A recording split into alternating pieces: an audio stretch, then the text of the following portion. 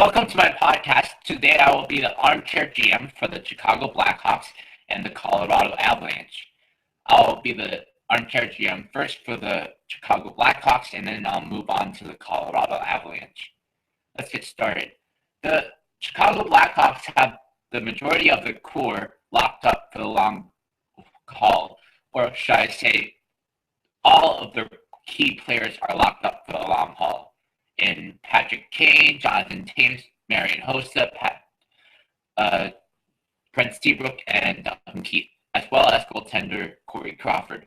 So they do not have to worry about signing anyone other than Artemi Panarin, who is going to be due for another contract at the end of next year. So they may want to re-sign Artemi Panarin this year before he produces more points next year. Players they would like to re-sign this year are Andrew Shaw and Andrew Ladd. However, I don't think that they would have the cap space to re-sign Andrew Ladd, as he is in the market to demand over $6 million, and they cannot pay Andrew Ladd over $6 million. However, I do think that they will bring back Andrew Shaw. Michael Roosevelt, Christian Ehrhoff, Dale Weise, Thomas Fleischmann are all key UFAs this offseason as well. Dennis Rasmussen, Richard Panik, Mark McNeil, and Ryan Haggerty are all RFAs, and they all need to be re-signed. To clear up cap space to re-sign some players, they need to trade Brian Bickle. Brian Bickle, yes, he's a good postseason performer, but he is not worth what he's getting paid, which is $4 million a year. For the next 2 seasons, they just can't be paying him all that money for just postseason play. So I would say try to trade him to a team needing grit and size for maybe a 3rd or a 4th round pick, and a conditional pick if that team makes it further in the playoffs. Next is to re-sign Andrew Shaw. I would say a 3-year deal worth $3 million per year would be a good amount for Andrew Shaw. Also, re-sign Dale Weise to a 2-year deal. I think Dale Weise is a perfect 3rd or 4th line player, likely on the 4th line, as they have some younger players in the system that can play on the 3rd line. In free agency, they can go out and sign defenseman Matt Barkowski, who would be a good 6th or 7th defenseman, depending on injuries and development of young players. And also sign Shawn, who would be a good depth player. He can play center and wing. And he can also play in the top 6 as well as the bottom 6. Signing Richard Panik would be a good idea as well. You can bring him back on a 1-year deal. He would be a good flex winger. He can serve as a depth player as well. You can call up Kyle Baun, who is one of their top prospects in the system. He can play on the 3rd line right wing. So earlier I said that Artemi Panarin wasn't due for a contract until next year.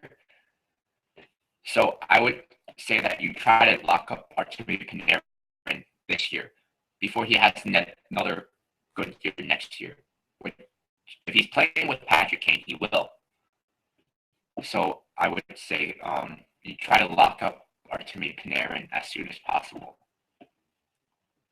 So after all said and done, this offseason, the Blackhawks would have added Kyle Braun, Matt Barkowski, and Shawn Matthias. They would have lost Andrew Ladd, Brian Bickle, Michael Roosevelt, Thomas Fleischmann, and Christian Nerhoff. This is how the roster would look, according to this Armchair GM. The first line would be Teuvo, Teravainen, Jonathan Toews, and Marian Hossa. The second line would be Artemi Panarin, Anisimov, and Patrick Kane. Third line would be the newly acquired Shawn with Andrew Shaw and Kyle Baun.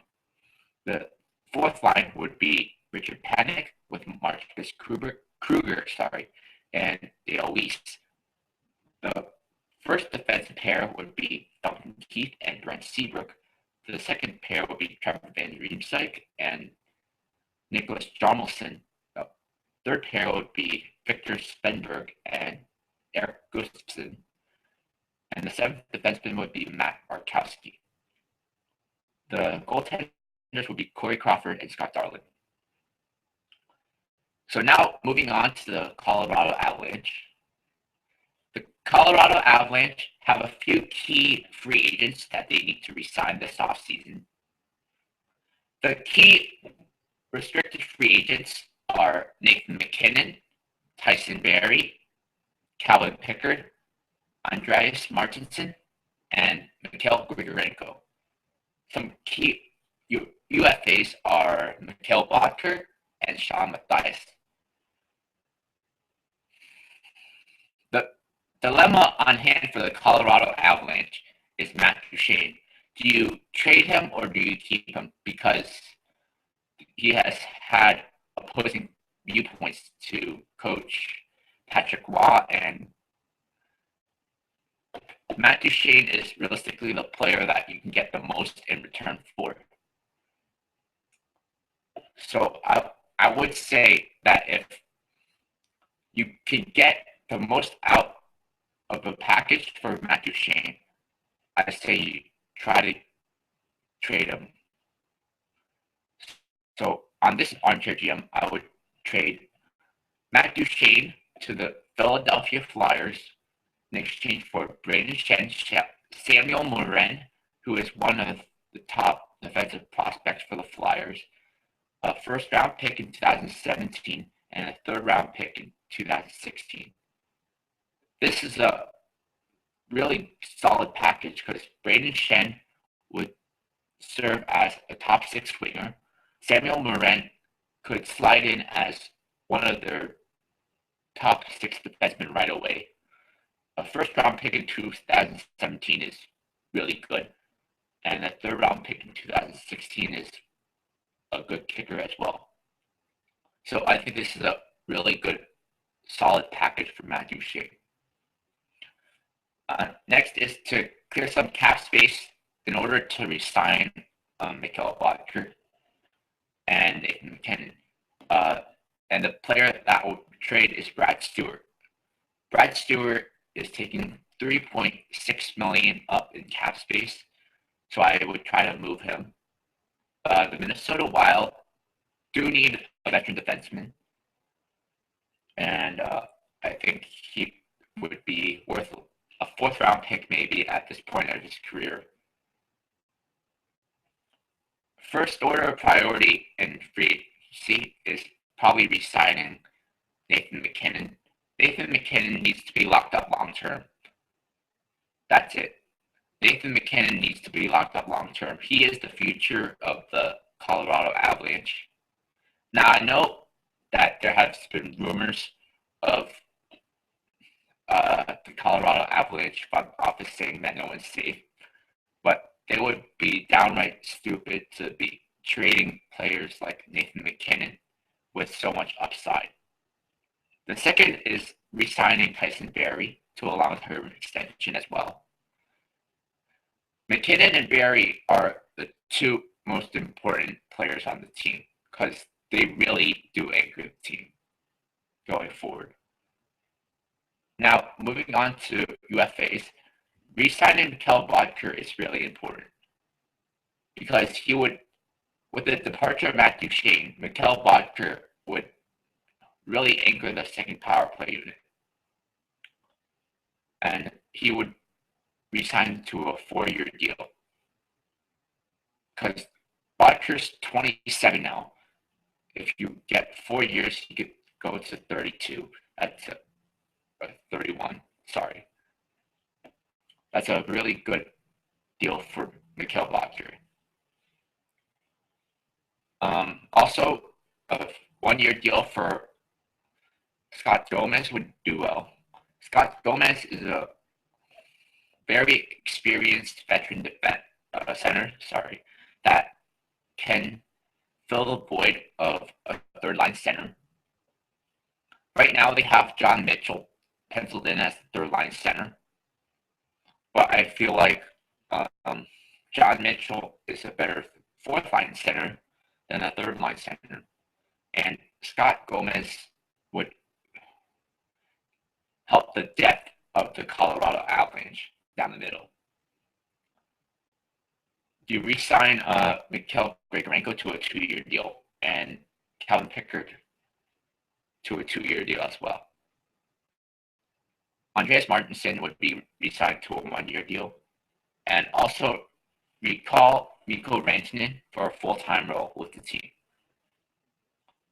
So after all is said and done, the Colorado Avalanche would have added Brayden Schenn, Samuel Morin, Mikko Rantanen, and they would have lost Matthew Shane and Brad Stewart. So this is how the Colorado Avalanche roster would have looked in this Armchair GM. Brayden Schenn, Nathan MacKinnon, and Gabriel Landeskog is the first line. Mikhail Boedker, Carl Soderberg, and Jarome Iginla is the second line. Blake Comeau, Scott Gomez, and Mikko Rantanen is the third line. Cody McLeod, John Mitchell, and Mikhail Grigorenko is the fourth line. The first defensive pair is Francois Beauchemin and Tyson Barrie. The second defensive pair is Erik Johnson and Samuel Morin. The third defensive pair is Chris Bigras and Nikita Zadorov. The spare defensemen are Eric Jelena and Nick Holden. The goaltenders are Simeon Varlamov and Calvin Pickard. So those are my armchair GMs for the Chicago Blackhawks and the Colorado Avalanche. Next episode, I will be the armchair GM for the Columbus Blue Jackets and the Dallas Stars.